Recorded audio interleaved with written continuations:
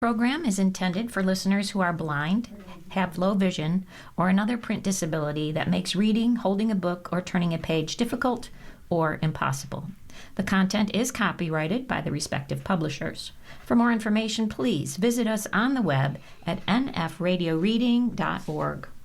Your Niagara Frontier Radio Reading Service now presents a reading of articles and features from the Buffalo News for today, Tuesday, January 27th. Your readers today are Lori and Rita. And let's look at the weather. Brisk and bitterly cold today with a little snow accumulating up to an inch. Storm total is 8 to 12 inches. Watch for slippery spots, high of 15. Mostly cloudy tonight, low of 4. A couple of snow showers tomorrow, high of 13. Thursday, frigid with flurries and a high of 11. And I was just looking at the forecasted words from today until Monday, and I'll just share them with you so you can feel it. A little snow, up to an inch. Snow showers, very cold. Cloudy, flurries, frigid with low clouds, cloudy and bitterly cold, rather cloudy, very cold, turning cloudy and cold. Is it going to be cold? I think it's going to be cold. Maybe frigid. Yeah, maybe. If you want to be warm, go to Fort Lauderdale, Florida. They registered 89 yesterday. And if you are not cold enough, go to Hayward, Wisconsin, minus 29. The sun sets tonight at 5:22, which will make it only colder, of course. In the snow derby, last time I read, it was 2 weeks ago, and we were losing the derby, but today, Buffalo, season to date inches is 58.7, and Anchorage, Alaska is only 45.8, so we're ahead, people. And just so you could feel the cold a little bit more, if you're on Lake Ontario, the winds are southwest 20 to 30 knots today. The seas 2 to 4 feet. Visibility less than 3 miles at times in snow. And the water temperature, 37. On to you, Lita. Are there even waves when there's ice? I don't know. That's a tough one. It's a weird one, but it seems cold. So Ryan has signed an executive order barring cooperation in civil immigration enforcement. Mayor Sean Ryan signed an executive order on Monday that forbids city employees from participating in civil immigration enforcement. Ryan said it's intended to make city residents feel safe using city services. He also said it would clarify the rights and responsibilities for the city workforce. Ryan said that while city employees already play no role in federal immigration enforcement, the new rules will clearly describe what employees are to do if asked to cooperate by federal agents. The order will give people of all immigration statuses confidence they will not be reported to federal authorities because of their skin color or accent while conducting routine business with the city or requesting help in an emergency, Ryan said. It's important to know that this is how the city of Buffalo currently operates, Ryan said. We're codifying the current culture. We're not changing behavior. The executive order tells city employees to provide services regardless of a person's immigration status, bars them from using city resources to assist federal civil immigration enforcement, and restricts federal agents' access to non-public space or information without a valid judicial warrant or court order. It also requires department heads to report annually on any requests from federal agencies for cooperation, among other provisions. Ryan said it is important to make the distinction that this applies only to civil immigration enforcement, meaning that employees may not deny agents with valid judicial warrants or court orders, and that they must still comply with federal law. And Buffalo police will still help federal agents carry out federal judicial warrants in criminal cases. My first obligation is to the people of the city of Buffalo, and we need to make sure that the people in the city of Buffalo feel safe and secure going to schools, going to a Buffalo community center, Ryan said. So we want to make it very certain that they're all allowed to use these services without fear of city's official interference. Last week, a Department of Homeland Security spokesperson said in a written statement to the news that Ryan's executive order will make the city less safe and that partnerships with local law enforcement are key to apprehending criminals. When politicians bar local law enforcement from working with us, that is when we have to have a more visible presence so that we can find and apprehend the criminals let out of jail and back into the communities, the spokesperson said. Ryan, in his remarks about the new executive order, highlighted the important role that the new Americans have played in the city's cultural and economic vitality. They're responsible for the first population growth that we have seen in 70 years, he said. And they're moving into vacant houses, they're stabilizing neighborhoods, they're opening businesses, revitalizing commercial corridors, and putting kids in our schools. Buffalo today would look a lot different without new Americans. Leaders from several immigration advocacy groups were on hand to celebrate the policy. Jennifer Connor, the executive director of Justice for Migrant Families, said that while the environment in Buffalo is not as fraught as it is in other cities, immigration officers have been out in force across the region. And many people with legal status in the region have been taken into custody, she added.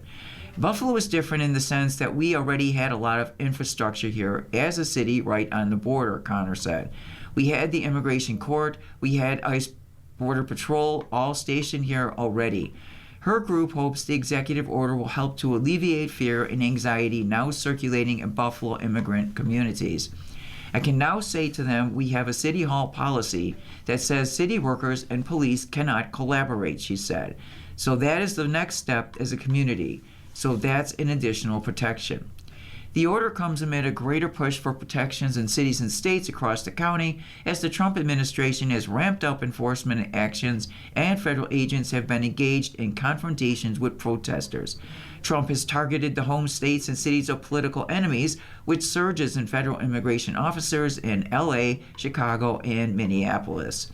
The Twin Cities metro region in Minnesota has become the epicenter of those tensions, where federal agents have shot and killed 2 Americans this month.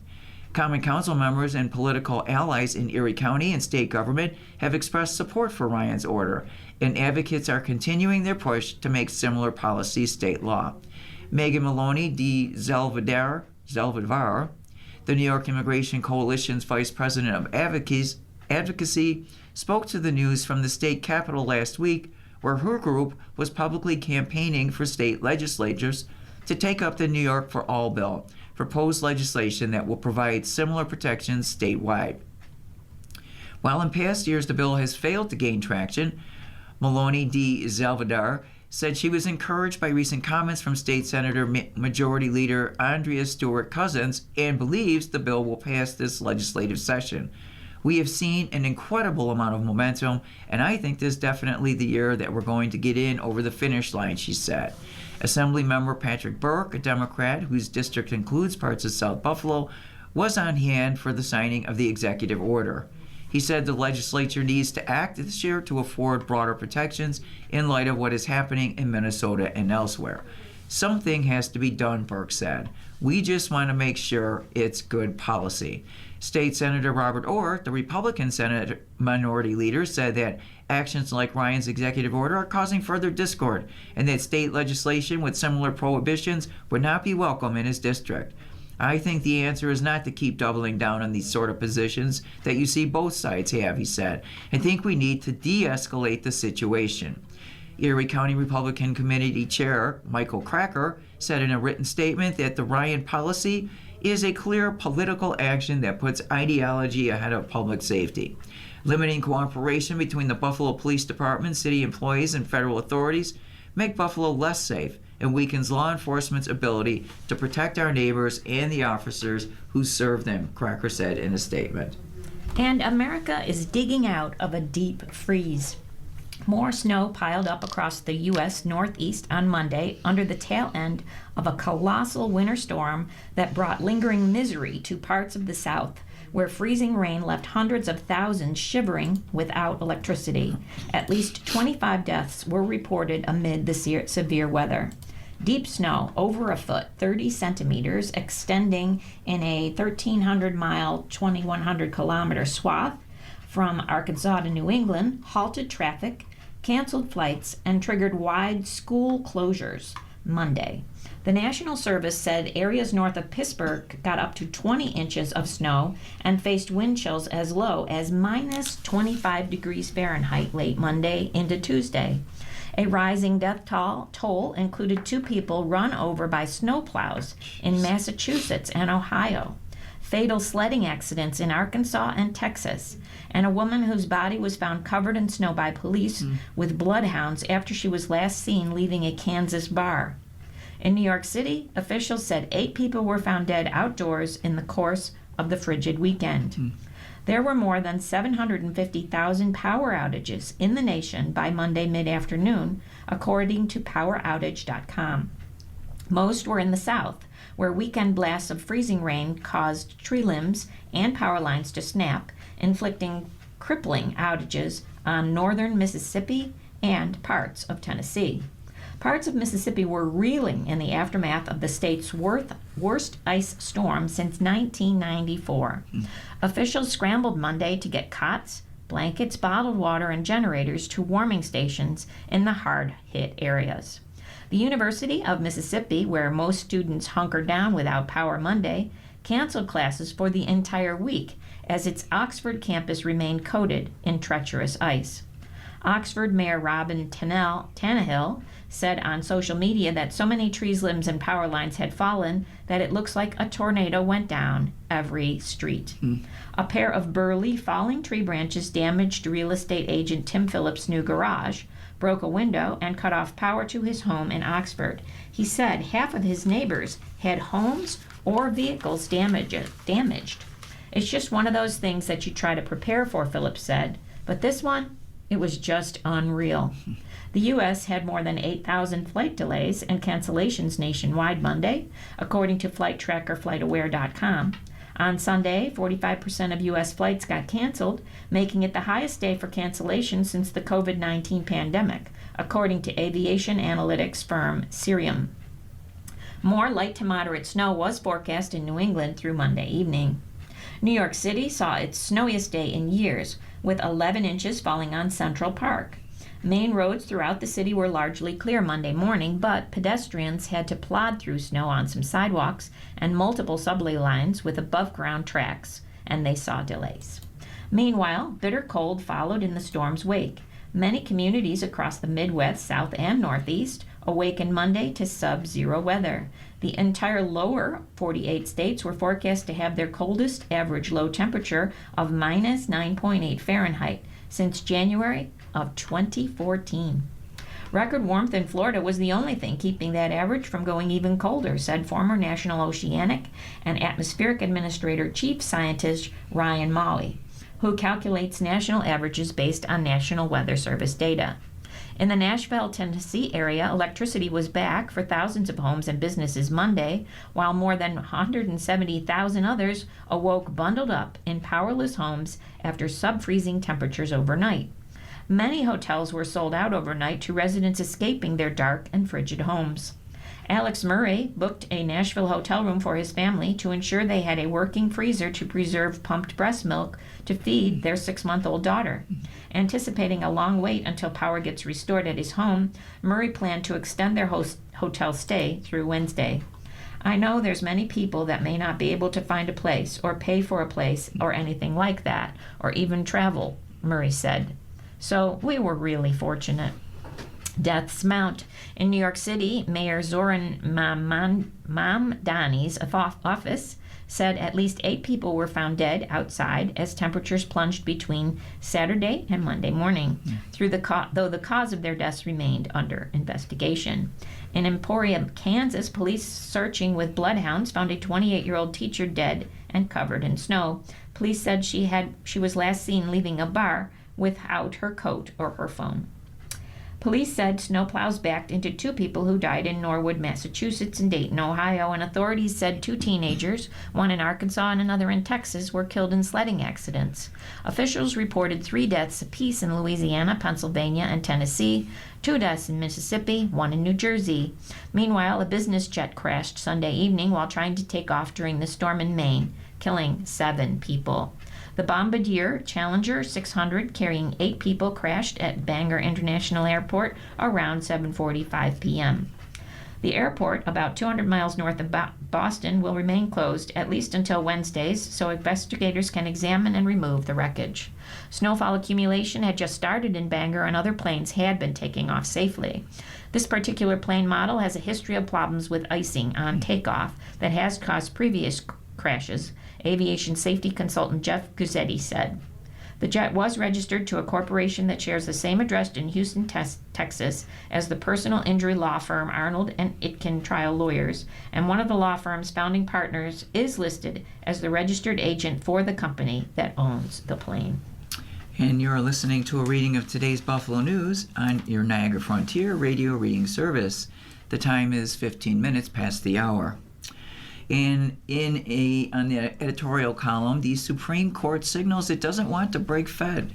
It seems very highly probable that the Supreme Court will allow Federal Reserve Governor Lisa Cook to remain in office despite President Trump's attempt to fire her. It's less clear whether the justices will find a way to make the case go away altogether, or whether they will send it back to the lower courts for additional fact-finding or further discussion of the two difficult legal questions in the case. What the for-cause requirement protecting Fed governors from politically motivated removal actually means, and what process a president must follow to fire someone for cause. Frequently, the justices try to lower the temperature in high-profile headline-grabbing cases by smothering the lawyers, and by extension, the public, in opaque legal jargon. This time, the justices acknowledged the real-world facts right out of the box at Wednesday's oral argument. Justice Amy Coney Barrett asked Solicitor General John Sauer about a friend of the court brief filed by prominent economists suggesting that if the court were to overturn a lower court stay and allow Cook to be fired forthwith, we could trigger a recession.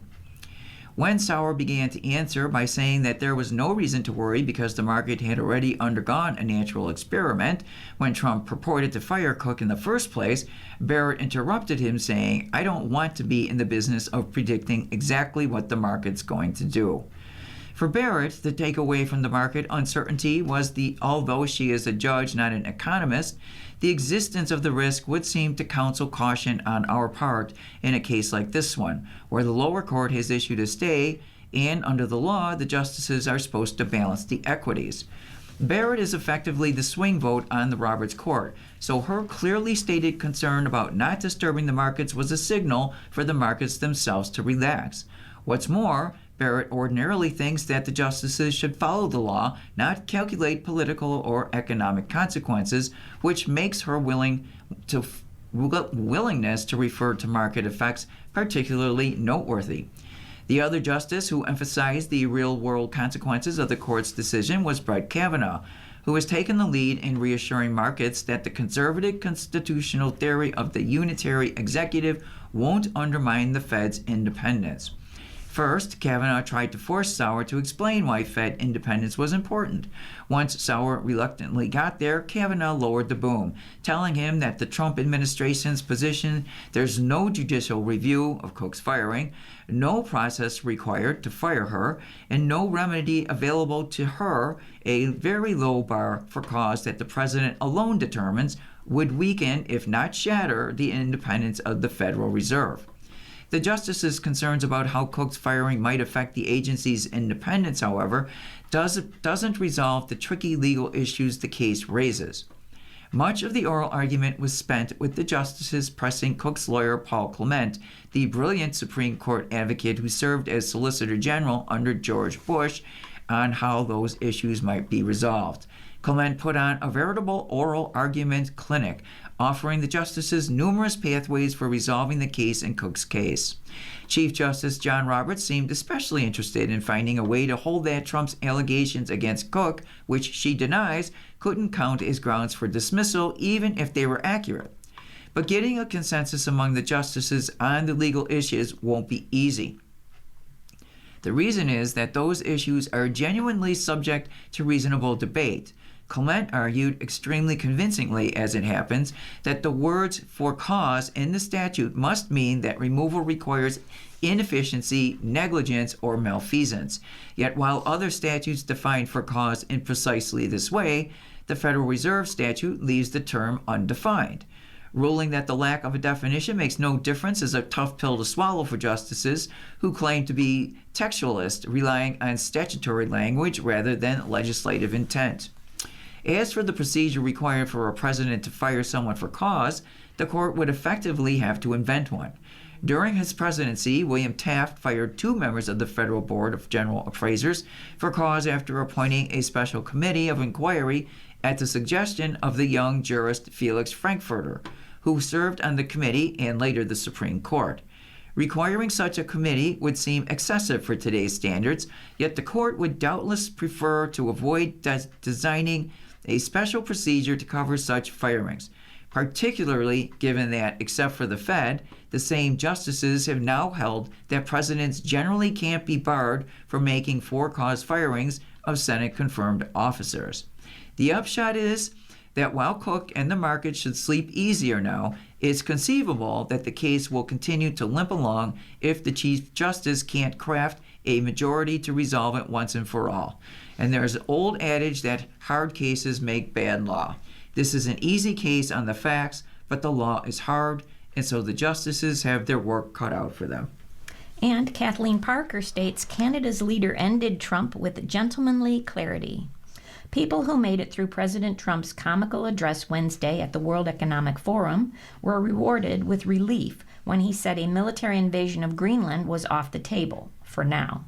But first, he bragged about his many accomplishments as president, ending wars, imposing tariffs, and using the office to enrich himself to the tune of more than $1.4 billion.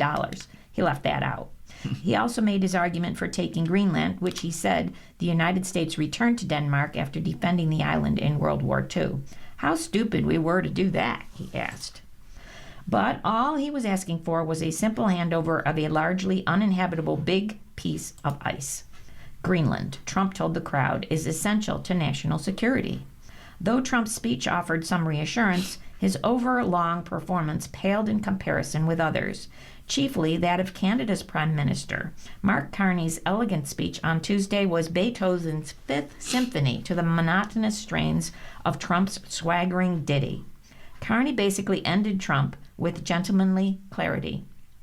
We are in the midst of a rupture, not a transition, Carney said, referring to the rules-based international order. American hegemony, he said, helped provide public goods such as open sea lanes, a stable financial system, collective security, and support for frameworks for resolving disputes. This bargain no longer works, he said. Superpowers, including the U.S., now do what they want when they want.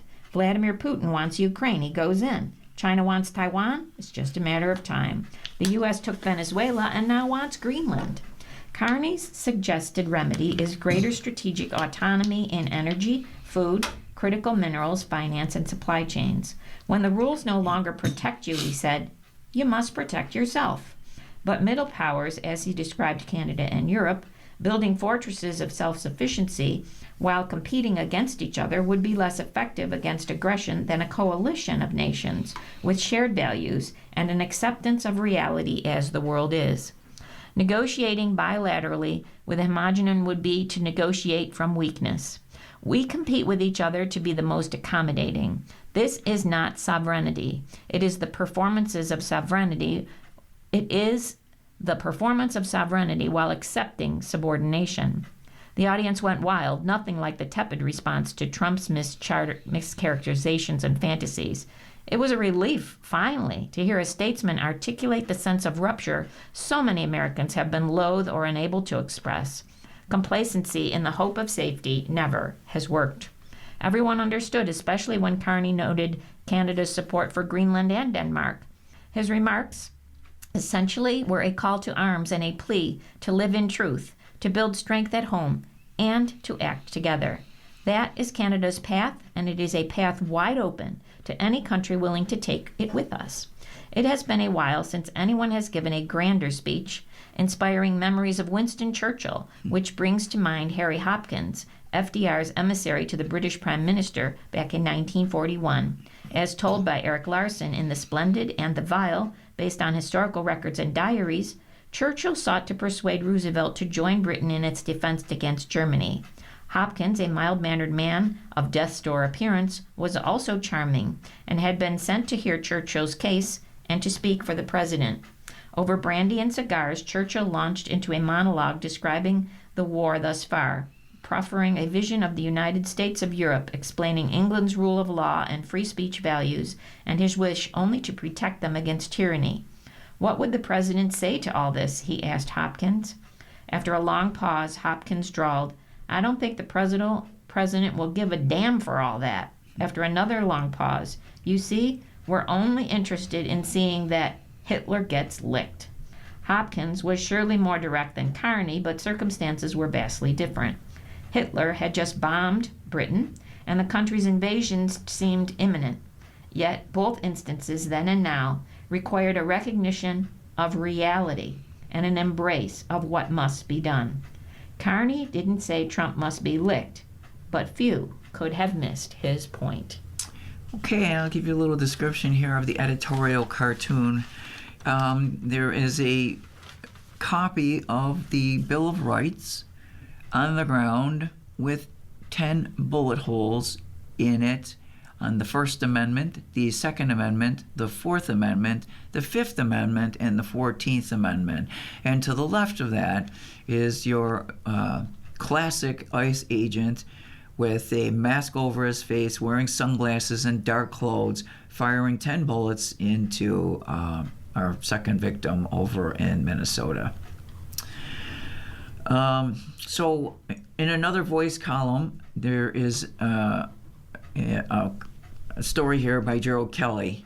And he was a city planner and spent 10 years as an executive director of the Greater Buffalo Development Foundation. And it's entitled, Filling in the Kensington Would Hurt Downtown. I stand in support of the covering of the Kensington Expressway to reunite our East Side neighborhoods. I do not, however, support the filling in and closing of the Kensington, diverting all traffic onto side streets to reach downtown. As recently stated in Buffalo Business First, a thriving downtown is critical to the image, economy, and future growth of the region as a whole. A common misperception about city life often pits the neighborhood interest against downtown interest. This could not be further from the truth. About 25% of all the city's property tax revenues come from a single square mile of downtown. The other 50 square miles of our city need the money that downtown provides for services to our many neighborhoods. We all know that downtown has already been struggling during and since COVID. Kensington is the main feeder road for convenient downtown access for the town of Amherst and other suburbs. Anything we do to constrain and discourage that $75,000 car daily access to downtown must be analyzed very carefully. And that is what State Departments of Transportation did in a section of its first report with a supplemental traffic study that is called Concept 10 Kensington Removal Traffic Study. Alternative routes into and out of downtown, including Fillmore Avenue, Jefferson Avenue, Main Street, and Genesee Street, as well as Interstate 90 and 190 and Route 198 were analyzed. The analysis found that major delays in traffic will occur. Travel speeds along Jefferson, Fillmore, Main, and Genesee would decrease as much as 92%, causing major traffic jams.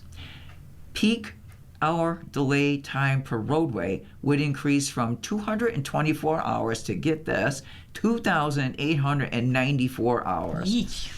The local street network and intersections would not be able to adequately accommodate the volume of redistributed traffic from the Kensington. All access roads show major delays, and this led the study to conclude that the local street network and intersections would not operate at an acceptable level of service. We need to encourage our suburbanites to come downtown and spend their money to help revitalize our central business district. In my opinion, filling in the Kensington will do just the opposite. And again, that was from Gerald Kelly, who spent 17 years as a city planner and 10 as an executive director of the Greater Buffalo Development Foundation. And you're listening to a reading of today's Buffalo News on your Niagara Frontier Radio Reading Service. The time is 29 minutes after the hour.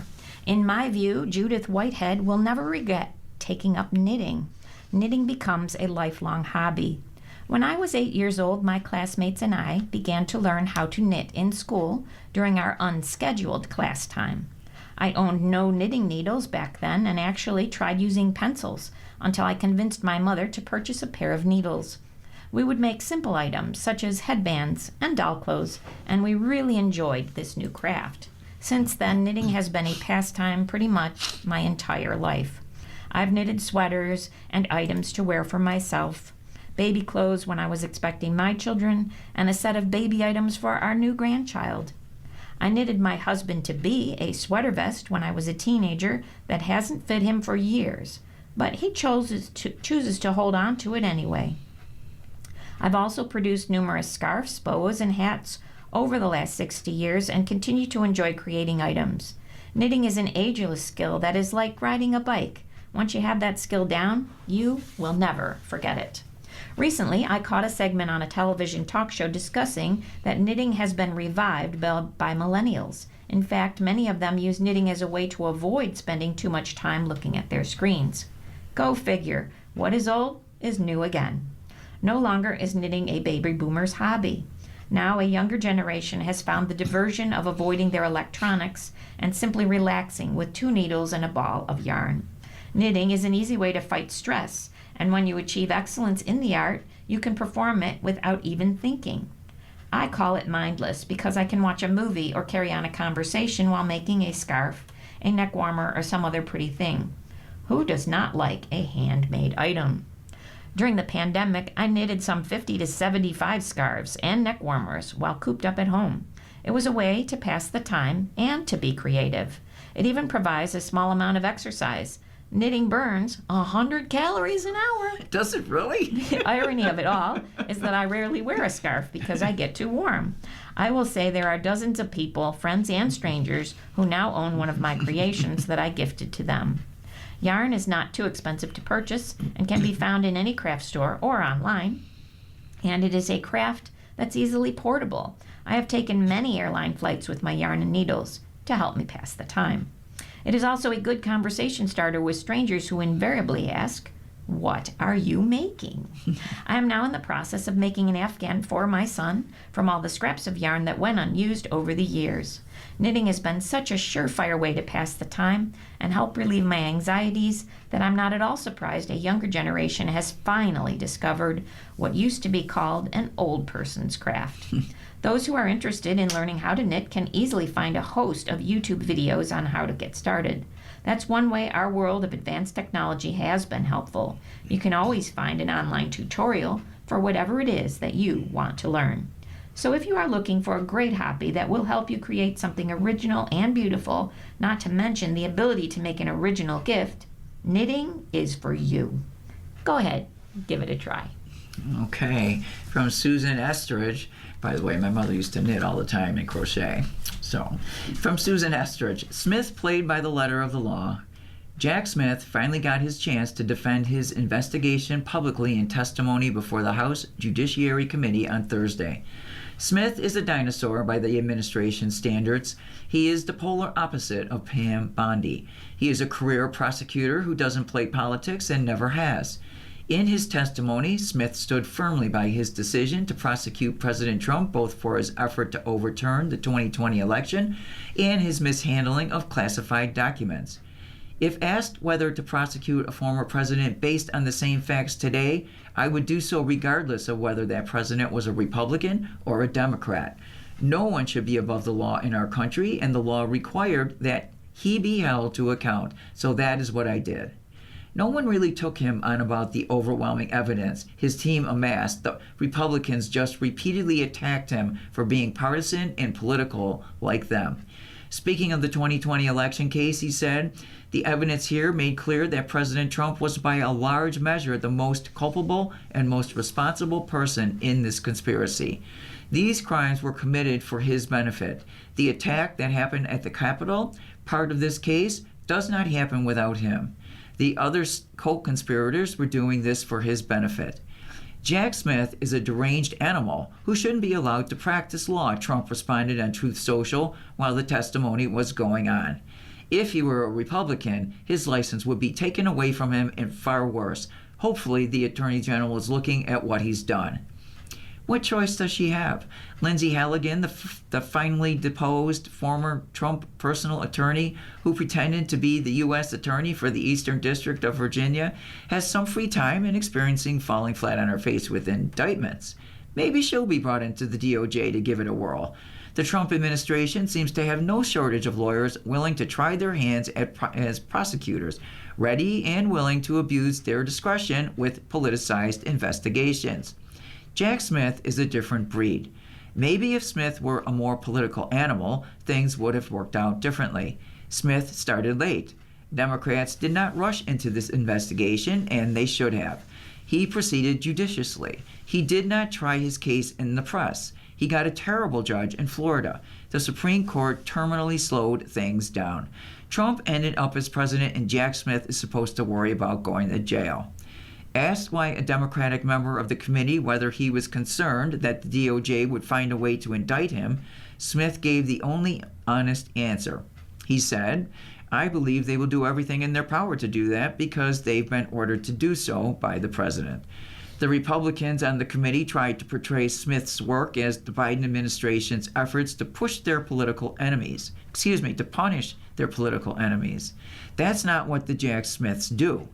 Maybe they're not your political enemies, but they sure as hell were Joe Biden's political enemies, weren't they? They were Harris's political enemies, Darrell Issa said, and they were the enemies of the president. And you were their arm, weren't you? Jack Smith replied, no, he was not. And again, that was from Susan Estridge. In another editorial, no more delays. Stalling on Erie County disparity study has risen to a ridiculous level. Instead of one single point of failure when it comes to the release of a long-awaited disparity study, there appear to be several. It has been nearly 4 years since Erie County initially earmarked $1 million for the study. It would have been an illuminating document that would help explain why fewer women and minority-owned businesses receive county purchasing and service contracts. Just as important, the study would point to ways to ensure inclusion. But first, county lawmakers needed the study, which was contracted almost 2 terms ago. And what about the money that paid for the study? How has it been spent? As reported by the News' Sandra Tan, 3 years have passed since a consulting contract was awarded to Atlanta-based Griffin & Strong for $480,000 out of that original $1 million. County legislators are not the only ones being ignored. 3 months have gone by since the Buffalo News last inquired about the status of the study. The county administration promised that the study was finished and was being sent to the county legislature right away.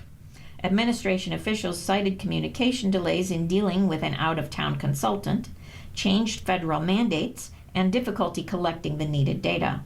Still, it's years later, and legislatures have no study. County officials said last week that the study would definitely be sent to the legislature on Friday. That didn't happen. Heinrich Wyant, Democratic Chief of Staff for the county legislature, said he was told later in the afternoon that the disparity study would instead be sent within the next 2 weeks. This isn't something that will cause any major shakeup. The study is expected to result in some adjustments to the county's goals and policies for awarding contracts to minority contractors. Otherwise, it will have no effect on the county's existing laws. And there seems little justification for the continual back and forth of promises and delays. Andrew McLaren, the county's director of the Department of Equal Employment Opportunity, said Griffin & Strong finished its work on October the 2nd. Then he sent a letter to the legislature on October 31st, indicating that the study and associated changes to goal participation for women and minority-owned businesses would be given to the legislature by December the 1st. That deadline passed. Still no study. Other companies competing to conduct the study submitted lower bids, but Griffin & Strong was specifically recommended over the others because of the county's difficulties in gathering data for the consultant to use and the need for any consultant selected to be able to do the heavy lifting required by a 12-month completion timeline.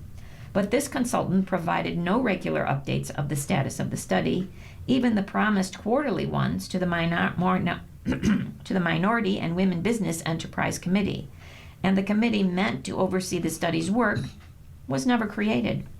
The intermittent communication, including a lengthy presentation in December of 24 to the county legislature by Griffin & Strong, has not resulted in much except more promises that the study would be completed over the next few weeks.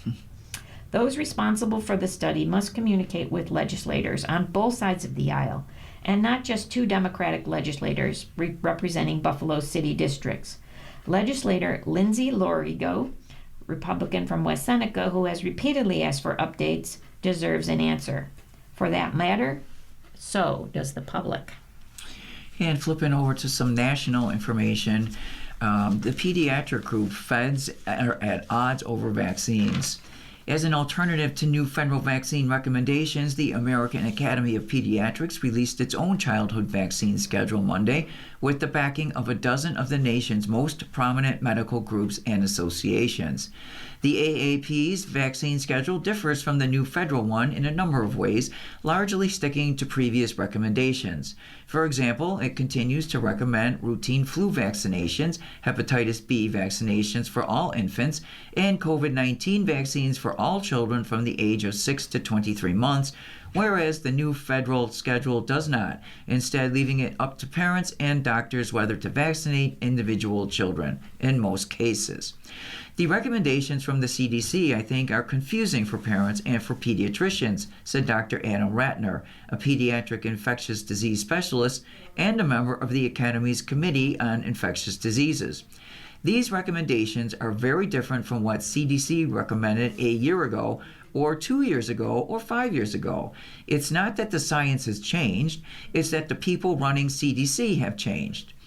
A dozen major medical associations, including the American Medical Association, have thrown their support behind the AAP's vaccine schedule. Parents deserve clear, evidence-based guidance when making decisions about their children's health, said American Medical Association Board Chair Dr. David Azas in a statement. At a time when unprecedented changes to the federal vaccine schedules threaten decades of scientific progress, the AMA strongly supports the American Academy of Pediatrics childhood and adolescent immunization schedule to keep children safe and healthy.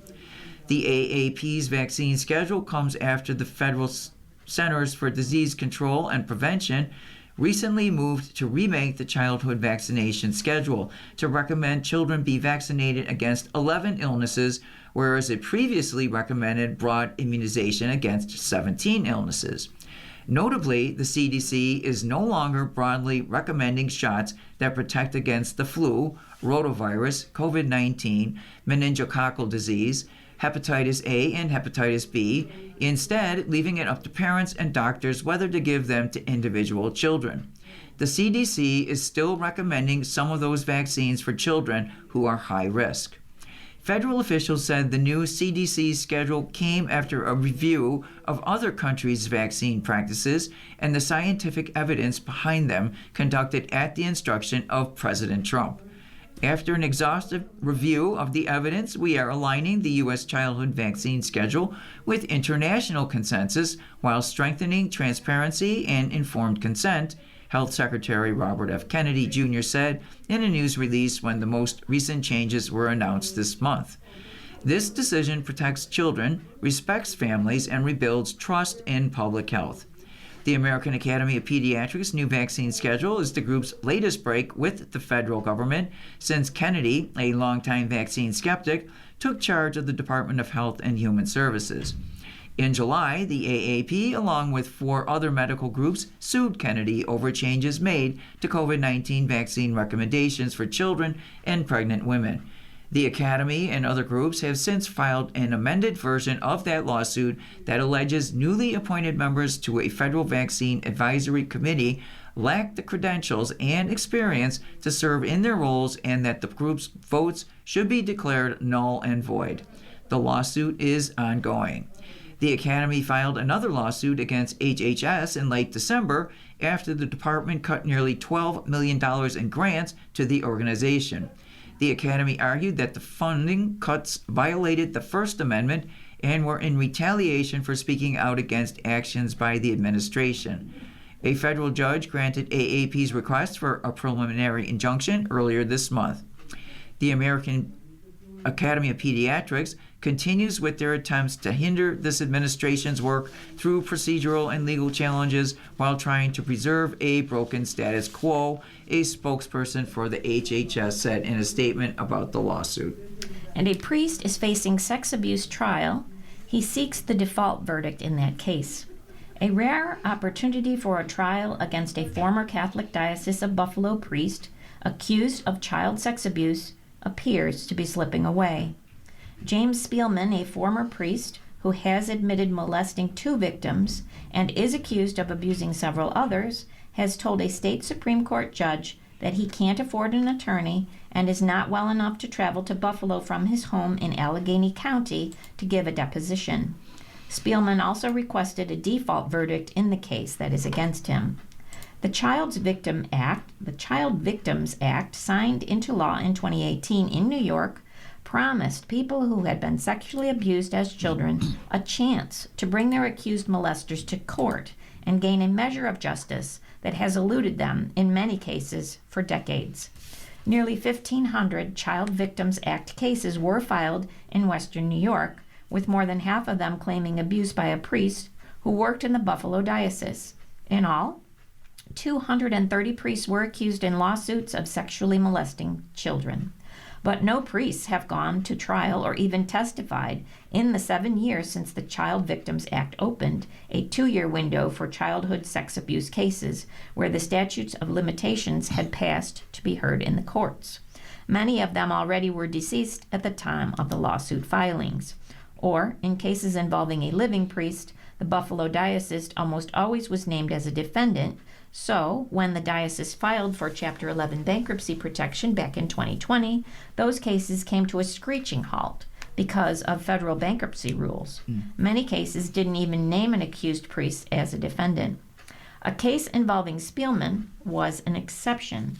In 2021, a Niagara County man identified in court papers only as LG 102 DOE named Spielman as the lone defendant in one lawsuit and Holy Family of Jesus, Mary and Joseph Parish in a second lawsuit. Both lawsuits accused Spielman, as a seminarian or a young priest assigned to Our Lady of Mount Carmel in Niagara Falls, of sexually assaulting a teenage NLG 102 DOE at Christ the King Seminary in the town of Aurora back in the mid-1960s. Spielman in court papers has denied abusing LG 102 DOE, saying he has never met the plaintiff or had any interaction with him at any time. After many months of delays, Spielman was scheduled in October to give a deposition under oath. Spielman's deposition would have been the first and likely only legal testimony by an accused priest in a clergy sex abuse lawsuit in Western New York. But he didn't show up to answer questions from attorney Amy Keller, who represents LG 102 DOE. Spielman submitted an affidavit to the court saying he has significant medical issues that have affected his ability to defend himself. Judge J. David Sampson recently allowed his attorney, Donna L. Burden, to withdraw from the case. Keller said she could still try to subpoena and depose Spielman, but because the former priest no longer opposes the complaint, it might be a waste of her client's resources. Still, it was disappointing not to have a chance to confront the defendant under oath, she said. What might have been learned?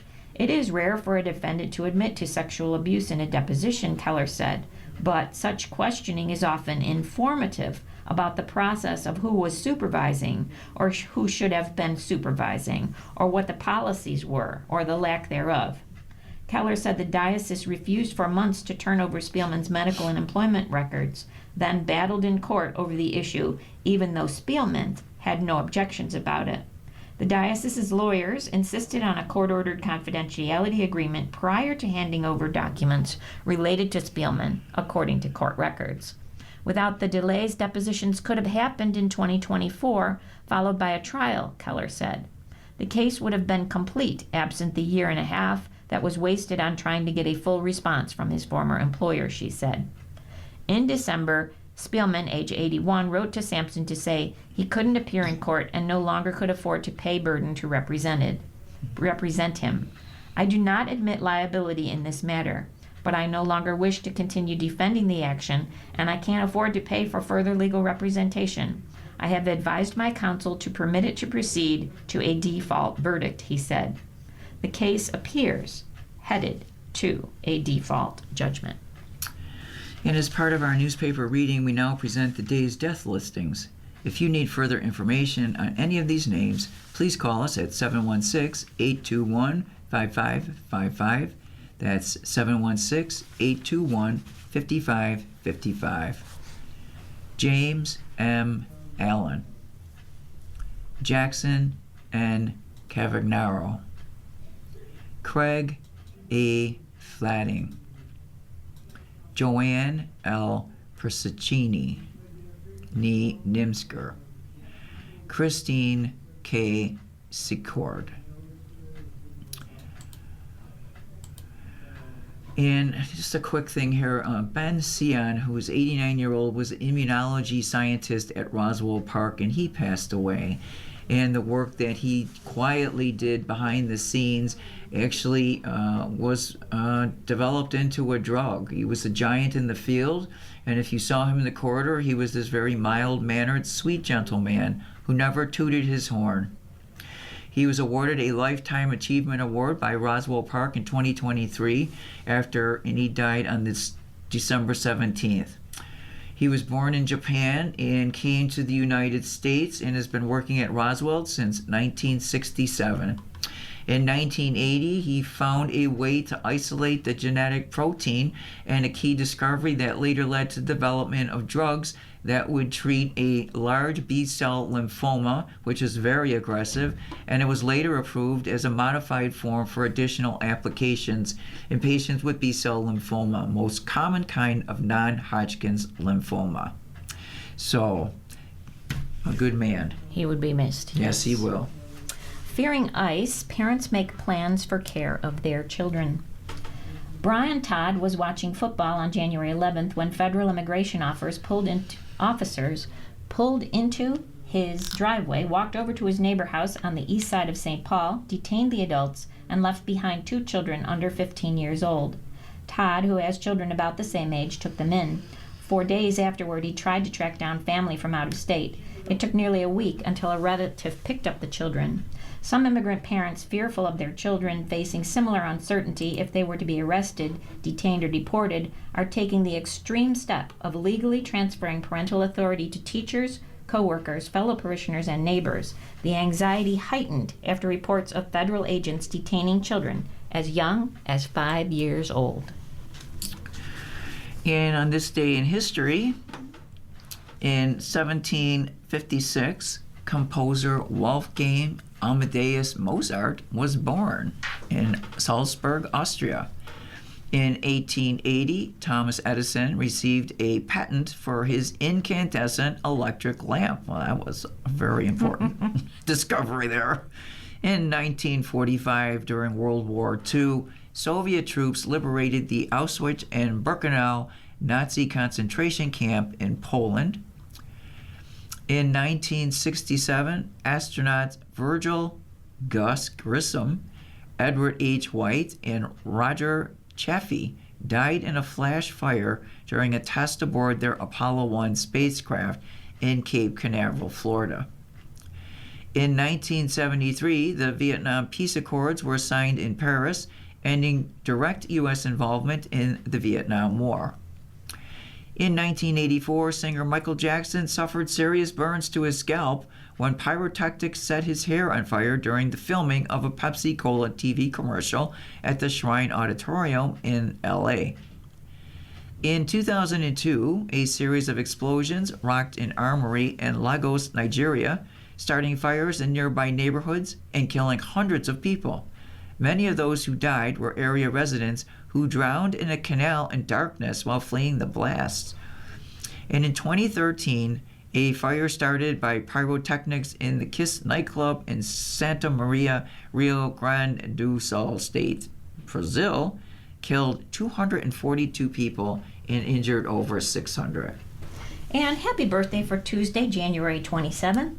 You like to be challenged and stimulated. You are also determined, benevolent, and relaxed. This is a slower-paced year for you. Take time to rejuvenate your energy. Make a point of associating with people who are kind and helpful and have your back. And quickly, Aries, you are a take-charge leader, and today's the kind of day where you will demonstrate your ability to influence a group to do your bidding. Taurus, your ambition is aroused today, which is why you're determined to get what you want. Gemini, tricky day. After the moon moves into your sign, you will have an advantage over all the other signs. Cancer, be as diplomatic as you can to achieve what you want when dealing with issues. Leo, patience and diplomacy are your best friends today because partners and others who might be close to you might oppose you, creating a standoff. Virgo, this is a restless day. Later in the day and tonight you are noticed. Libra, parents must be patient when dealing with their kids today because power struggles could get you out of hand. Scorpio, avoid dangerous neighborhoods or people who are quick to anger in a scary way. Sagittarius, by nature you are upbeat and optimistic. Gotta stop. You've been listening to a reading of articles and features from the Buffalo News for today, Tuesday, January 27th. We read the Buffalo News live on weekday and Sunday mornings at 9 a.m., and we rebroadcast at 4 p.m. For more information, call 716-821-5555. Your readers today have been Lori and Lita. Thank you so much for listening, and we hope that you have a great rest of your day. I really don't see where Nick is, so how about Sagittarius? By nature, you are upbeat and optimistic. Capricorn, avoid money squabbles or quarrels about possessions. Aquarius, today, Mars and Pluto are lined up in your sign, which means you have an opportunity to accomplish a great deal or to wreak havoc. Pisces, this is actually an excellent day to tackle hard work and get a lot done. In fact, you will get a lot of satisfaction out of your achievements. I also found a very cute Family Circus cartoon today. It's Little Billy, and he's standing there with his hand up in the air, and he says, I'm 3, and I won't be 4 until my little finger stands up. And I love that one. It reminds me of my grandchildren. So we're ready for Nick.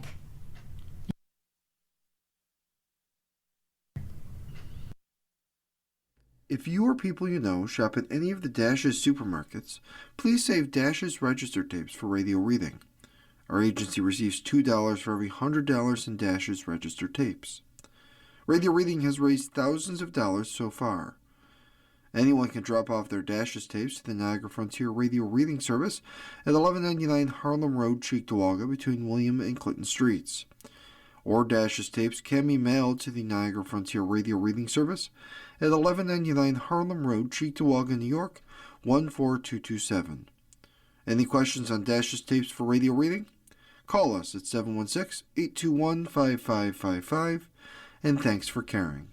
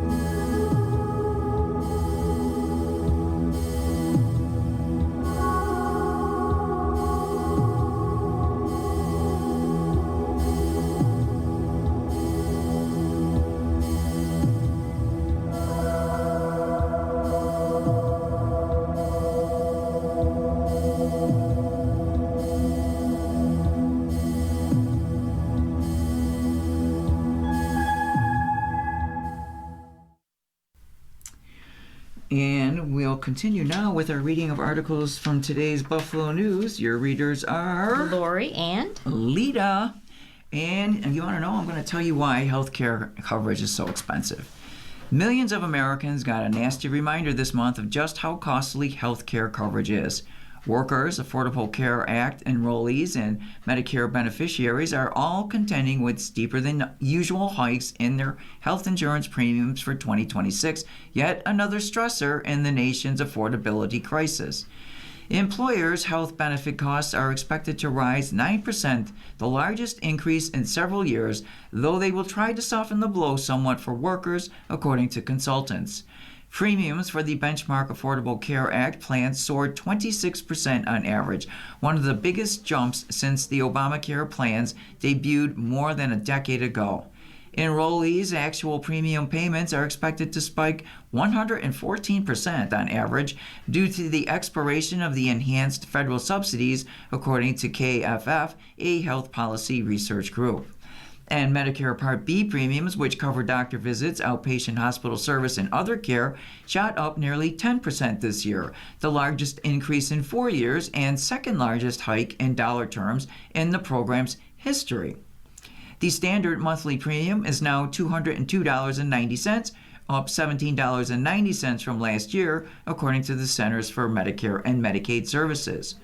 The surge comes as insurers are in the hot seat in Washington, D.C., and President Trump says he will soon meet with industry leaders to pressure them to lower premiums, while House lawmakers grilled the CEOs of several major insurers in day-long hearings last week.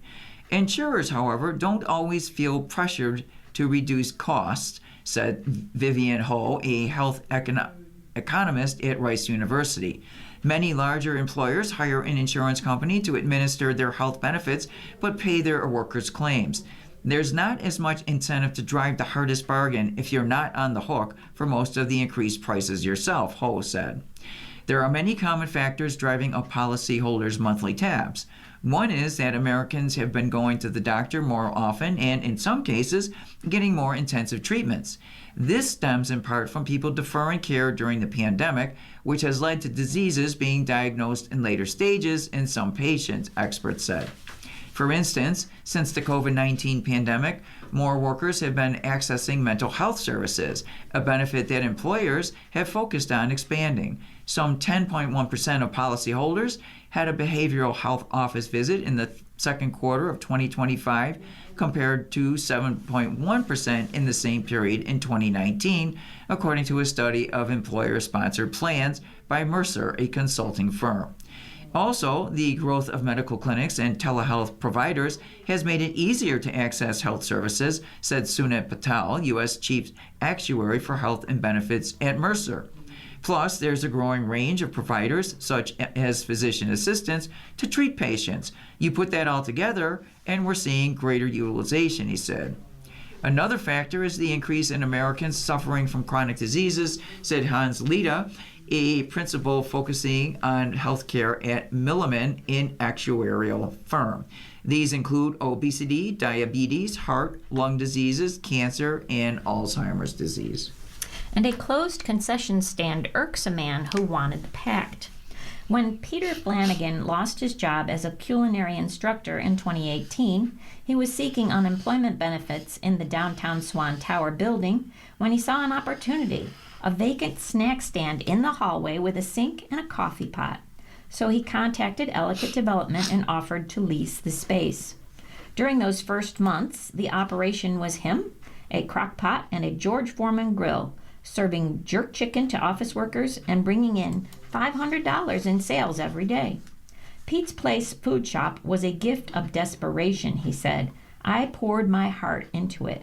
Now, he and his wife have expanded Pete's Place Food Shop to 2,500 square feet across 2 floors of the same building located at 290 Main Street. They employ 9 people. They serve up to 300 orders a day and generate credit card sales of $500,000 a year.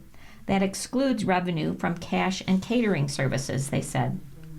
But that track record wasn't enough to get Erie County to accept his proposal back in 2023 to operate a concession stand at the Chestnut Ridge Park Casino building in Orchard Park, and as a year-round operation.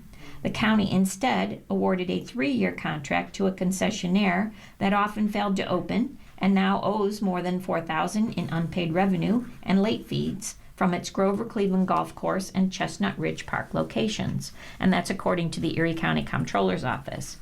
Pete has all the right to be upset about how this was handled, said Mary Hostler, Deputy Comptroller for the Audit Division, which analyzed the park concessions process. The concessionaire given the Chestnut Ridge contract in 2023, 19th at Grover Grill, had been running concessions at Grover Cleveland Golf Course for 4 months, but 19th at Grover Grill struggled at Chestnut Ridge. Emails from Parks Commissioner Troy Schinzel to operator Paul Murdy included repeated requests for the vendor to open, particularly during high-profile park events. Multiple demands for Murdy for payment went unanswered. In July, Schinzel sent Murdy photos of dead mice stuck to the floor, mouse droppings, and abandoned food and equipment at the concessions area that had apparently been left out for months. The conditions in the area you are directly responsible are frankly disgusting, Schinzel said in an email. Murdy told the Buffalo News that day-to-day operations of the Chestnut Ridge concession stands were not handled by him, but delegated to a manager who operated the Grover Cleveland concession stand during warm weather months and the Chestnut Ridge locations during the fall and the winter. He also said both his company and the county hired an exterminator to set traps and to address rodent concerns raised by the health department. The county terminated the Chestnut Ridge and Grover Cleveland concessions contracts in January because of missed payments. Schinzel said the county has no plans to hire a concessionaire for Chestnut Ridge. They will be opting instead to install vending machines. Parks administrators are reserving decision on whether to request proposals for winter concessions. Schinzel said getting a reliable concessionaire in county parks has been an ongoing problem due to lack of consistent revenue, inventory, and staffing. He also said that during his time as commissioner, every new parks concessionaire has talked about evolving into a year-round operation with expanded menus, only to give up on the idea. Municipalities in Erie County and all over are struggling with seasonal concessions, he said. And that's what Chestnut is. And that's what the golf courses are, because there's not, honestly, a lot of money to be made. Flanagan said he is used to long odds. He established his food service operation in an overlooked government office building hallway that caters to welfare and unemployment recipients and is still occasionally a target for criminals. Now, he said, we have a huge following. Picking the last concessionaire. Flanagan said the original contract award process was flawed, a position that Comptroller's Office analysis largely supports. Flanagan is also upset that his business wasn't even given the chance to take over the concession stand after it became clear that the last vendor couldn't meet contractual obligations. Paul V. Murdy, an insurance broker, and his brother Michael J. Murdy Jr. did have some service background, according to their proposal. Paul Murdy, the primary operator, said he ran a high-volume concession stand for Delaware North at the Buffalo Bills Stadium, while Michael Murdy was involved in wholesale food sales and was a food and beverage director for Martin's Fantasy Island. But no references were submitted from representatives of either business. The 19th at Grover Grill was initially awarded contracts for both the Grover Cleveland and Elma Meadows golf courses back in 2023, but never moved forward with the Elma Meadows location. The county later awarded Elma Meadows concession to Legacy Hospitality and Entertainment, which operated golf course concessions there last year, but never made rent payments. The county terminated that contract in December. The Comptroller's Office reports that Legacy Hospitality owes $10,000 in rent. The Parks Department recommended awarding Chestnut Ridge concessions to the Murdys, even though the contractor hadn't made any monthly payments on existing concessions at Grover Cleveland at that time. Under the criteria for proposers' financial ability to provide services, county officials scored the Murdys' proposal higher than Flanagan's, without any supporting financial documentation. The county's request for proposals also required 3 professional references, but the references included with the Murdy application was a single page with just 3 names, 2 of whom were county park administrators. One was a deputy parks commissioner at the time, who also served on the 3-person scoring committee for awarding the concessions operation. Meanwhile, Flanagan's application included 3 outside letters of recommendation. Nevertheless, Parks administrators scored the Murdy application higher under the criteria for proposer's experience to perform the proposed services.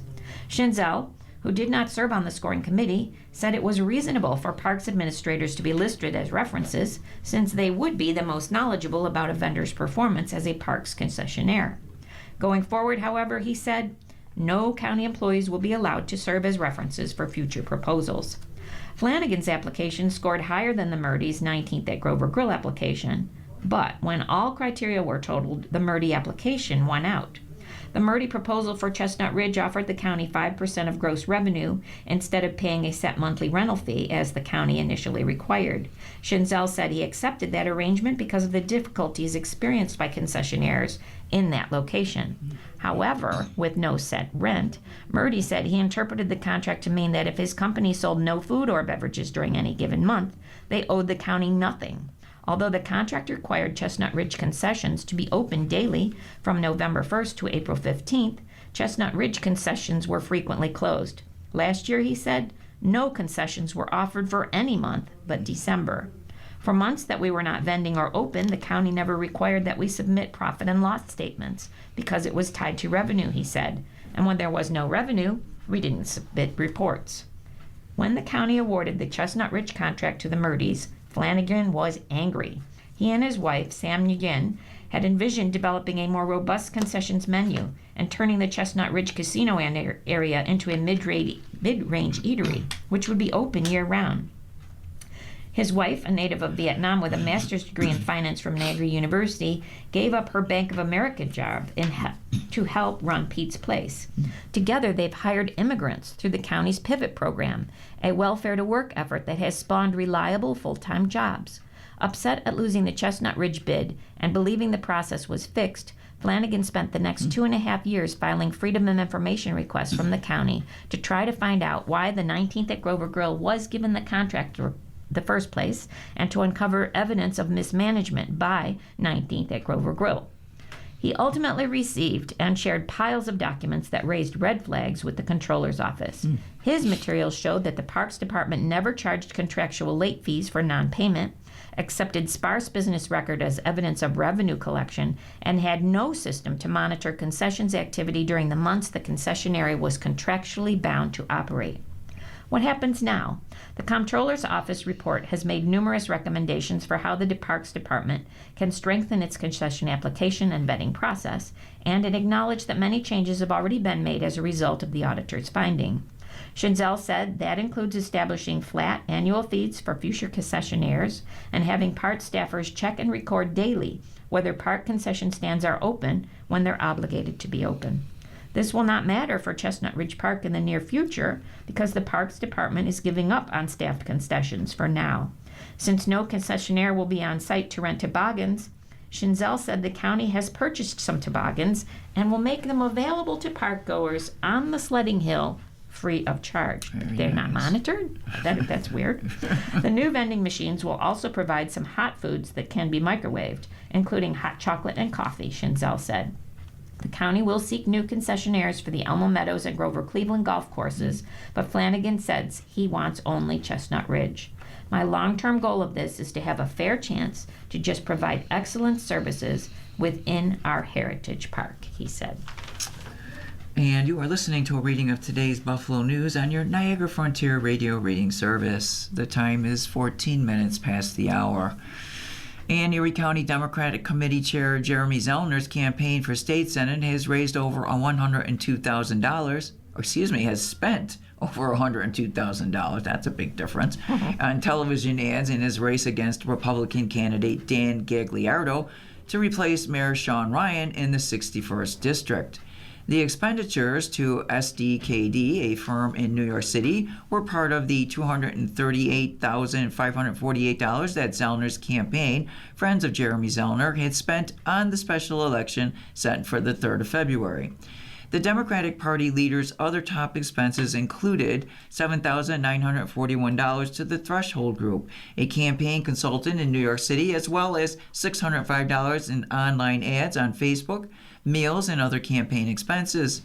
Gagliardo, by comparison, has spent $3,876, a figure that included $2,800 on lawn signs and expenditures to Signs 365, a company in Michigan, as well as the Home Depot and Amazon, according to the latest campaign filings listed by the state's Board of Elections. Overall, Zellner has accumulated $315,679, while Gagliardo has raised $26,483, campaign filings show. Zellner's money included $236,000 transferred in from his existing campaign fund, Zellner for Erie County Democratic Committee Chair. Ryan, a Democrat elected mayor in November, has represented the 61st Senate District since 2021. It includes parts of the city of Buffalo, as well as the city and town of Tonawanda, towns of Amherst and Grand Island, and villages of Kenmore and Williamsville.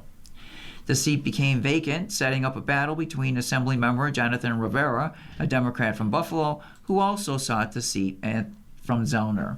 Gagliardo, a businessman, has the backing of every Republican leader in the district, according to Erie County Republican Committee Chair Michael Cracker. Governor Kathy Hochul scheduled the special election for February 3rd, one of 4 in state. As you know, the governor called this election immediately, and it was 30 days that the nominations took place, and then the campaign happened, Zellner told the Buffalo News. So I focused a lot on trying to get the resources I needed quickly. Erie County Executive Mark Poloncarz cast his early voting ballot Monday for Zellner and said he knows he will continue to fight for Democratic values. Early voting in the race began Saturday, and the Erie County Board of Elections reported a 2-day total of 1,183 votes cast on Sunday. In a statement, Cracker said the financial disclosures do not tell the whole story of this race. Dan Gagliardo's campaign has brought real energy and enthusiasm to this race, with strong grassroots support from the neighbors who believe in his vision for Western New York, he said. How about some sports? The Sabres Kesselring working to stay healthy. Michael Kesselring is accustomed to the constant shuffle in and out of the Buffalo Sabres lineup by now. The moves have been out of his control. The defenseman has missed 4 separate stretches of the season due to injuries. Most recently, a left ankle injury kept him out of 2 games just last week. Each time Kesselring returns to the lineup, he sets a goal of finding a cadence. Avoiding injury helps, and he says so with a bit of a wry smile. So does not getting ahead of himself and taking a day-by-day approach rather than thinking about the long term. Even just being around the team makes a difference. He was on the Sabres' most recent 4-game road trip. Being able to be on the road, even though I wasn't playing. I was with all the guys all day and morning skating with the guys, Kesselring said. I wasn't here by myself. To stay in that team atmosphere a little bit more. That was good. The Sabres play the last of 5 consecutive road games at 7 p.m. Tuesday in Toronto, and Kesselring is expected to be in that lineup for a 3rd straight game. Kesselring has played in only 19 of the Sabres' 51 games this season. He missed 32 games this season due to various injuries. He began the season on injured reserve and missed 9 games. He sustained a high left ankle sprain November 15th at Detroit and missed 14 games. He re-injured his left ankle December 31st at Dallas and missed 7 games, then played in a 5-4 overtime loss January 17th against Minnesota. He made his 4th return to the lineup Thursday at Montreal after missing 2 games due to an injury, a 2-1 loss January 19th at Carolina, and a 5-3 win the next night at Nashville. He credited the quick reassimilation to the shorter span of his absence. Not as much time away, Kesselring said. It makes it a little easier to stay in the rhythm of games, and I felt pretty good the last 2 games, and I got through with no problems. Even last week, Kesselring gauged his progress on how he felt physically rather than follow his impulse to jump back into the Sabres lineup, and he opted not to immediately resume playing. I thought I made a good decision to wait in Nashville, he said. I was not feeling great, so I waited 2 days, felt a lot better, then played fine in Montreal, and then I thought the last game at the New York Islanders was one of my better games. Kesselring's measured decision paid a tangible dividend. He registered his first point of the season with a secondary assist on Alec Touche's 3rd period goal in a 5-0 win Saturday against the Islanders. In his last 2 games, Kesselring is a plus 2 with 3 shots on goal and 3 blocked shots, all against the Islanders, and averaged 12 minutes and 24 seconds of ice time. He played 146 of shorthanded time in those 2 games. Sabres coach Lindy Ruff's charge to Kesselring: start with a simple approach. Be a good defender the first pass out of your zone. We're using him on the penalty kill, and that part of his game needs to be sharp. But it's not trying to do too much. It's keeping the game in front of you and just being a real good defender. The apt approach for Kesselring as he returns to the lineup yet again: don't complicate things on the ice. Listen to your body on and off the ice. Not playing a ton, it's hard to stay in really good game shape, Kesselring said. There's a balance there. There's days, practices where I don't feel great, but it's good to get out there and get a sweat, and it's something we manage and talk about. Maybe the coaches know when I'm a little more sore, and that's why I'm not flying around in practice. There's definitely been days like that, but it's been pretty good the last week and a half. I'm hoping I can just keep the good health going. Kesselring's immediate goal is to build from the win at the Islanders. When you're in and out, the pace of the game feels pretty high. When you're not used to it, Kesselring said, you get back into the rhythm of games and it slows down again. And I felt that. I felt that on the island, so it's good. Ruff gave updates on 3 players who have missed recent time due to injuries, including center Josh Norris. Norris sustained an upper body rib injury January 14th in a 5-2 win against Philadelphia, and Ruff said that while Norris is progressing, he doubted Norris would return to the lineup this week.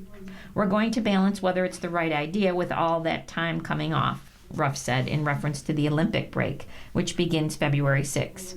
We'll make sure we do the right thing. In his case, that when you look at all the extra time, it might be best if we can't get him, to give him that part of that time off too. Defenseman Jacob Bryson sustained an upper body injury at Montreal and was placed on injured reserve Friday, January 23rd, but Ruff said the coaching staff had received a positive update on Bryson. It'll just be sort of a pain management thing where he can get back on the ice, Ruff said. It depends on how he feels. I would still put him in the category of getting back to practice, like the day-to-day type of thing. Justin Danforth had a broken kneecap, also could be back after the Olympic break, which runs through February 24th. The forward has been out since October 15th due to that injury. And if the Bills want to interview Seahawks offensive coordinator Clint Kubiak, they're going to have to play the waiting game. With each creative play called Sunday night in the NFC Championship game, Seattle Seahawks offensive coordinator Clint Kubiak emerged as arguably the most intriguing head coach candidate. Tom Brady couldn't contain his excitement. The Fox broadcaster and Las Vegas Raiders minority owner gushed over Kubiak often enough during the Seahawks' 31-27 win that nobody should be surprised if the longtime assistant coach's face is plastered on a billboard on the Strip in a few weeks. Get in line, Tom. The Buffalo Bills have the most attractive opening, and they'll have their pick of the remaining candidates. Coveting a Super Bowl-bound coach like Kubiak comes with a risk. General Manager and President of Football Operations Brandon Beane cannot interview Kubiak until after the Seahawks season ends in Santa Clara, California on the 8th of February. Waiting around for Kubiak could cost the Bills one or more of their candidates. The Tennessee Titans and Philadelphia Eagles interviewed Brian Daboll to be their offensive coordinator, and he also spoke to the Raiders about their head coaching vacancy. Bills offensive coordinator Joe Brady got a second interview with Vegas, and the Ravens may want him to be their play caller. The Jaguars offensive coordinator Grant Udinski withdrew from the Cleveland Browns search. He is only interested in the Bills. Yes. None of those jobs are as attractive as the one in Buffalo. The next coach of the Raiders, Browns, and Arizona Cardinals will need to build a winning culture brick by brick. Both have significant questions at the ownership level. Tom Brady's first season as a decision maker in Vegas was a disaster. Neither team had a quarterback or a strong offensive line, though the Raiders are in line to draft Indiana signal caller Fernando Mendoza with the first pick of the draft. The Bills, on the other hand, have an owner who has proven he is willing to spend. Before last week, he stayed out of football operations and there was no meddling. Terry Pegula made suggestions, but he trusted Beane and Sean McDermott to make significant decisions. If you're Daboll, why rush for a play caller position when you could take over a team that has the NFL's best all-around player, Josh Allen, its rushing champion, James Cook, and a strong locker room culture that was built over McDermott's 9 seasons? And if you're Joe Brady, why settle for a lateral move? It's easy for anyone on the outside to suggest coaches wait. These guys don't want to be left standing in this game of musical chairs, and taking a year off doesn't work for everyone. But the Bills shouldn't rush this search out of fear. You have the best sales pitch. Your superstar quarterback is in the room with these candidates, and he has relationships with Daboll and Brady. Turn over every stone to make sure you get this right. The Bills don't need to sit back while the Seahawks prepare for the Super Bowl. Davis Webb, the Denver Broncos quarterback coach and a former backup to Allen, will be interviewed by Buffalo Brass. Every assistant from teams that lost in the conference championship games, Denver and the LA Rams, can now have an audience with Bean, Pegula, and Allen. But it is worth dragging this out for a few more weeks to make sure you get Kubiak in a room to hear his vision for the Bills. Kubiak, who's 38, is the oldest son of the former NFL coach Gary Kubiak, who coached Peyton Manning and the Broncos to a Super Bowl victory. Clint has spent the past 5 seasons as a passing game or offensive coordinator. He worked under Kyle Shanahan in San Francisco, where the two coaches helped Brock Purdy lead the NFL in passer rating. Last season, Kubiak's offense in New Orleans scored 91 points in its first 2 games before the Saints roster fell apart because of injuries. They used 3 different quarterbacks and an NFL high 541 unique lineups on offense. Kubiak moved on to Seattle, where the Seahawks had talented running backs and a formidable offensive line with the number 1 wide receiver, Jackson Smith-Njigba. They signed Sam Darnold to be their quarterback. Under Kubiak, they scored at least 25 points in 11 of 17 regular season games. I can't say his name. Smith N is a finalist for Offensive Player of the Year. Darnold threw for over 4,000 yards with 25 touchdowns, and he averaged the second highest yards per attempt, 8.5. Seattle ranked 11th in rushing yards per game. In the playoffs, Seattle scored 72 points in wins over San Fran and LA. Imagine the creative play calls you saw in the NFC Championship game, like Smith N lining up at a running back used with Allen, Cook, and the Bills. I can do that. Waiting on Kubiak will also give Bean and Pegula an opportunity to evaluate him in real time. Buffalo's front office understands the challenge Seattle will face with the New England Patriots. How will the Seahawks try to score points? A coach's effectiveness can also be measured by in-game adjustments. Other teams have success hiring a coach after the Super Bowl. The Minnesota Vikings, for example, narrowed their search in 2022 to 6 finalists before they chose LA Rams offensive coordinator Kevin O'Connell, following their victory in Super Bowl 56? 60. Yeah, 56. O'Connell was named the NFL's Coach of the Year in 2024. Is there a chance Kubiak doesn't impress during interviews? Sure. He's never been a head coach before, and in the end, Bean may decide Daboll, Joe Brady, or Webb are the Bills' best options. Of the 3, Daboll and Webb make the most sense. Why not wait a few more weeks to be sure, though? Kubiak would still have time to build a strong coaching staff. Buffalo would still have a coach in place before the NFL scouting combine in Indianapolis. Free agency doesn't start for another 7 weeks. Firing McDermott following the divisional round cost the Bills a chance to talk to John Harbaugh, Kevin Stefanski. But this position is, by far, the most attractive job available. Tell your other candidates to sit tight for 2 more weeks. Kubiak could be worth the wait.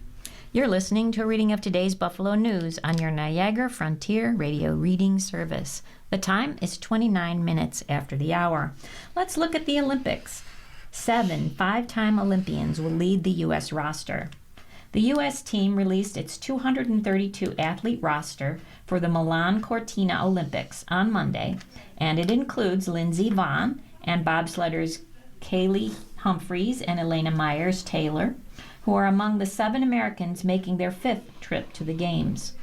Other 5-timers are hockey player Hillary Knight, figure skater Evan Bates, and snowboarders Faith Thielen and Nick Baumgartner. Myers-Taylor leads a group of 33 returning medalists. She has won 3 silver medals and 2 bronze, while Humphreys has taken 3 gold. Michaela Schifrin and Chloe Kim have 2 golds each. The team consists of 117 men and 115 women ranging in age from 15, who is free skier Abby Winterberger, to age 54, a curler, Rich Ruhonen. The opening ceremony is set for February 6 in Milan, with some competitions beginning on February 4th. These will be the most spread out Olympics in history, with Milan serving as a home base for hockey, figure skating, and speed skating, and Cortina and a handful of other mountain clusters hosting skiing, snowboarding, biathlon, sliding sports, and the new Olympic sport of ski mountaineering. Host Italy announces a 196-member team. Host Italy named its biggest ever Winter Olympics teams with 196 athletes set to compete at the Milan Cortina Games starting next week. There are 103 men and 93 women in the team announced Monday. That breaks the country's record of 184 named for the 2006 Games in Turin, the previous time that Italy hosted. The team is led by short track speed skating standout Ariana Fontana, alpine skiers Frederica Brignon, Sofia Goggia, and Giovanni Franzoni, Dorothea Weir, and biathlon and defending curling mixing doubles champions Stephanie Constantini and Amos Molsener. The youngest member of the team is a 16-year-old alpine skier, Giada D'Antonio, who is from the Naples area and is the son of an Italian father and a Colombian Ecuadorian mother. The oldest member of the team is a 45-year-old snowboarder, Roland Fischnaller, who will be competing in his seventh consecutive Olympics to set a Winter Games record for Italy. He won his second world title in parallel racing last year. The 35-year-old Fontana will be competing in her 6th Games after making her debut in Turin as a 15-year-old. She has amassed 11 medals, 2 gold, 4 silver, and 5 bronze at 5 Olympics, making her the Italian athlete with the most medals from the Winter Games. Impressive. On the alpine skiing team, 41-year-old Kristoff Innerhofer, 36-year-old Dominic Paris, and 35-year-old Brignon will each be competing in their 5th Olympics. Brignon, the defending overall World Cup champion, recently returned to racing after a severe crash and injuries that occurred in April. Switzerland leads off 2002 gold medalist. Switzerland left 44-year-old ski jumping great Simon Ammann out of a team of 175 athletes picked Monday for the Milan Cortina Olympics, and that includes 3 defending champions. At the 2002 Salt Lake City Olympics, he was a double gold medalist whose Harry Potter-like spectacles and boyish charm led him to being a studio guest on David Letterman's late night show. Ammann competed at all 7 Winter Games since 1998 in Nagano, Japan, and also won 2 gold medals at the 2010 Vancouver Olympics. An 8th selection would have tied him with the Winter Games record held jointly by Japanese ski jumper Noriaki Kasai and German speed skater Claudia Pechstein, according to the history site Olympimedia. Kasai took silver at age 41 in the large hill event at the 2014 Sochi Olympics, where Ammann placed 23rd. The Swiss selectors instead will take to Italy the 19-year-old Felix Trunz, who was not born when Ammann won at Salt Lake. Ammann has a best result of 20th in a World Cup event this season and last finished on the podium in January of 2018. Alpine skier superstar Marco Odermatt is a standout selection and shapes as a strong medal contender in downhill and Super G. He will also defend the giant slalom title he won in China 4 years ago. The other defending champion skiers are Corinne Suter in women's downhill and Ryan Reges in men's ski cross. And Yannick Sinner wasn't shaky or lucky to survive this time, and the only thing really hot on Monday was his streak, which now stands at 18 straight wins at the Australian Open. Ooh. The two-time defending champion had a 6-1, 6-3, 7-6 win over fellow Italian Luciano Darderi to reach the quarterfinal for a 9th consecutive Grand Slam event. Sinner struggled 2 days previously with the extreme heat and cramping in the afternoon win over number 85 ranked Elliot Spizzirri when he only took control after the roof was closed. In an evening match in cooler conditions, Sinner was cruising until Darderi lifted his tempo in the third set. Second-ranked Sinner missed match points in the 10th game as Darderi served, but then took it up in the notch in the tiebreaker. I felt quite good out there physically. Everything was okay today, said Sinner, who had limited practice on his off day between his third and fourth round matches. Let's see what's coming in the next round. It'll be a familiar foe. Number 8 seeded Ben Shelton beat number 12 Casper Ruud 3-6, 6-4, 6-3, and 6-4 in a night match on Rod Laver Arena. Sinner has won his last 8 meetings with the 23-year-old American, including their semifinal here last year. I have a lot more that I want to do here, and I've got a lot to prove, Shelton said. I'll be ready to go. Sinner, toward the end of his first official head-to-head with Darderi, had to improve to handle the sudden increased speed of his rival's forehand. Darderi saved 2 match points on his serve in the 10th game of the third set and took the first 2 points of the tiebreaker. He had to pause for a few moments then before serving because of a baby crying in the crowd at Margaret Court Arena. He didn't win another point. Sinner reeled off the next 7 to triumph in 2 hours and 9 minutes. That darn baby. Yeah, no, it's just really just threw him for a loop. It extended Sinner's unbeaten streak to 18 against other Italians on tour. It was very, very difficult. We're good friends off the court, Sinner said. Third set, I had some break chances. I couldn't use them. I got tight. So very happy I closed it in 3 sets. Sinner had 19 aces, a personal record, and no double faults. He also wanted to emphasize some minor changes to his game, including going to the net and trying to mix up his game. Still room to improve, but very happy with how I've come back, he said. Now, for sure, the serve is a bit more stable. I try to go more to the net and being more unpredictable. The left-handed Shelton will throw everything he can at Sinner, who is aiming to become the 5th man in the Open era to win 3 straight Australian titles. Shelton is into the quarterfinals for the 3rd time in 4 years. I'm definitely a competitor and I'm rowdy on the court. I look forward to rowdy crowds, he said, and down here in Australia, there's no shortage. And Jessica Pegula knocked podcast pal and defending champion Madison Keys out of the Australian Open on Monday to secure a quarterfinal against Amanda Anisimova, another All-American match. Their 4th round win on day 2 means 4 Americans have reached the women's single last 8 in Australia for the first time since 2001, when Serena and Venus Williams, Jennifer Capriati, wow, those are names, Monica Seles, and Lindsay Davenport made it through. It is also the first time the top 6 seeds in the women's and men's singles have all qualified for the last 8 of a Grand Slam event in Open era. Sucks that one American has to go out in the quarterfinals, Anisimova said. Number 6 seeded Pegula, a Buffalo native, had a slightly different take. At least one of us will get through, and I think that's great for American tennis. Yeah, it's been pretty crazy how well the women have been doing and how many top-ranked girls there are. I'm just happy to be a part of that conversation. Pegula and number 4 Anisimova advanced a day after number 3 Coco Gauff and 18-year-old Iva Jovic earned their places on the other side of the draw. Pegula's 6-3, 6-4 win at Rod Laver Arena ends Keys' first Grand Slam title defense in a tough section of the draw. Anisimova, runner-up in the last 2 majors at Wimbledon and the U.S. Open, advanced 7-6 and 6-4 over Wang Jing as the temperature started rising at Melbourne Park and organizers triggered the heat stress policy, which allowed for extra cooling breaks.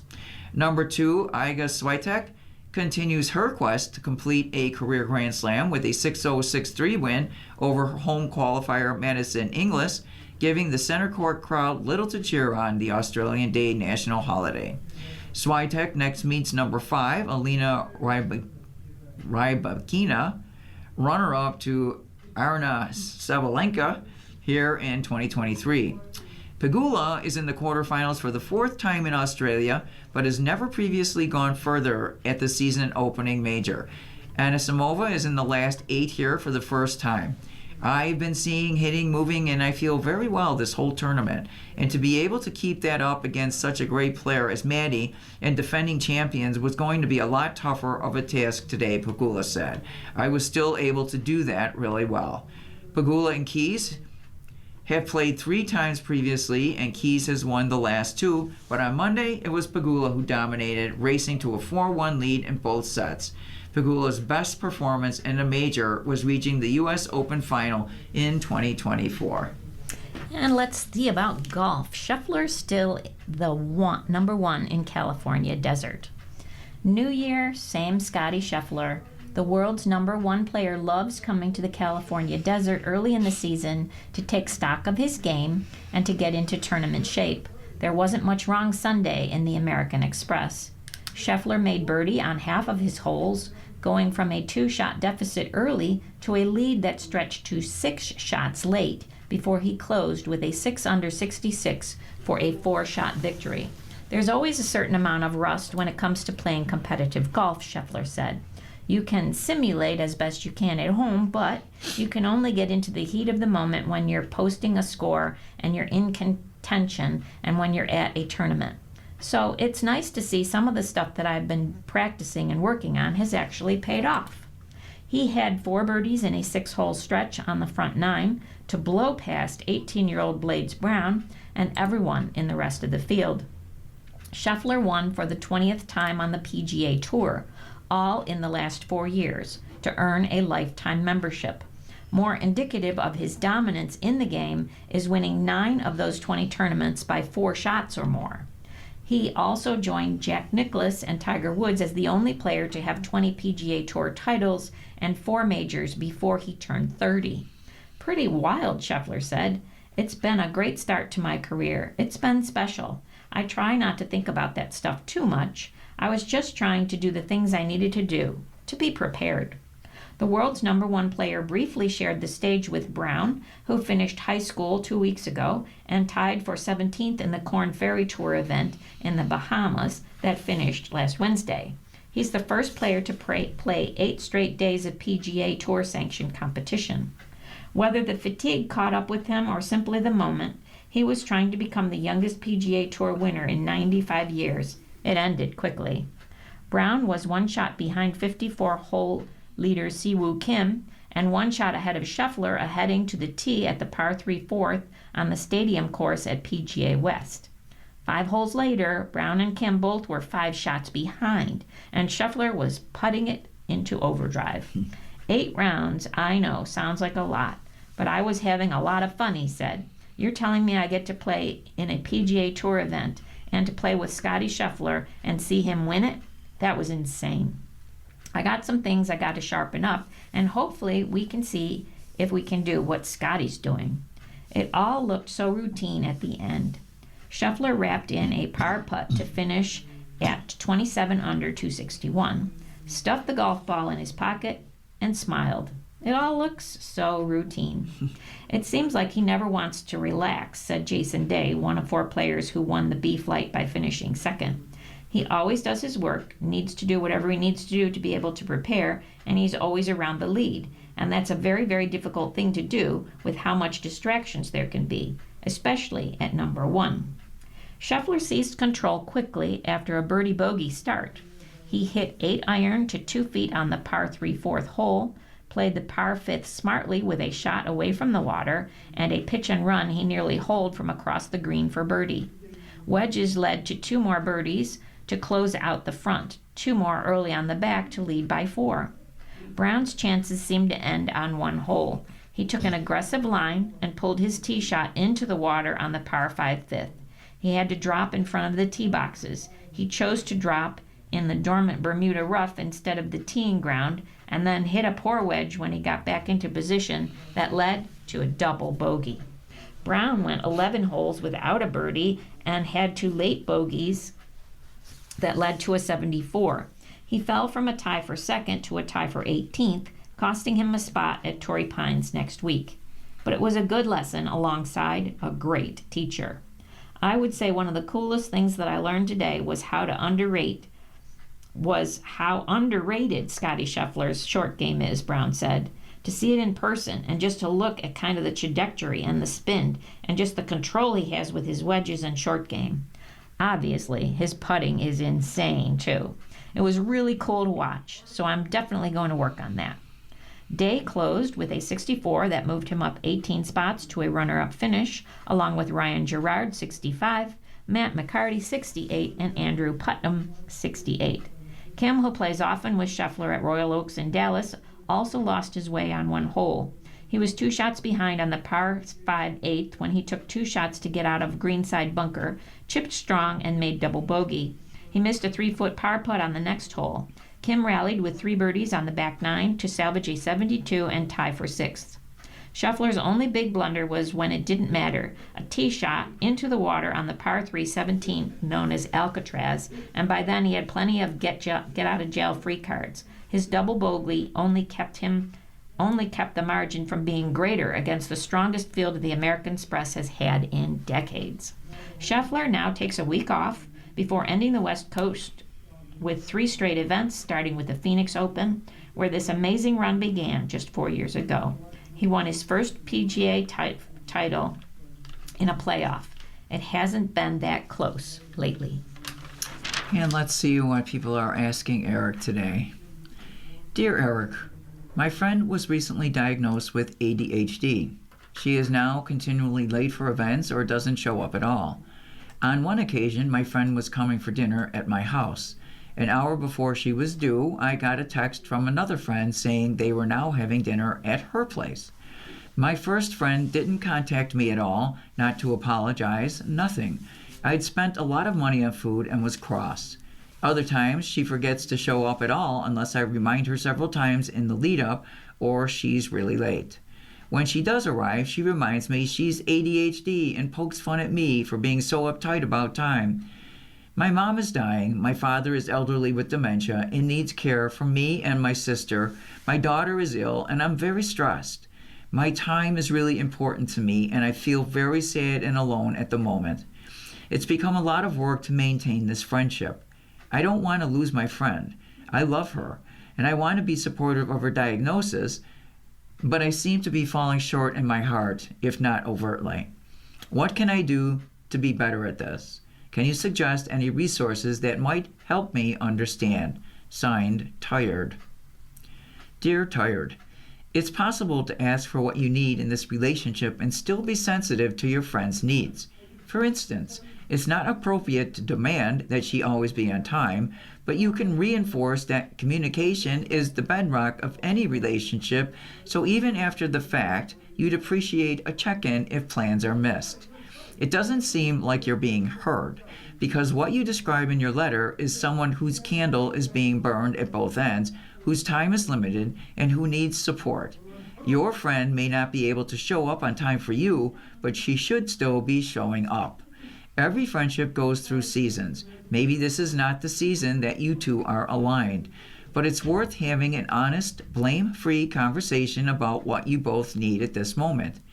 As for more education, you might pick up Dirty Laundry, Why Adults with ADHD Are So Ashamed, and What Can We Do to Help by Richard Pink and Roxanne Emery.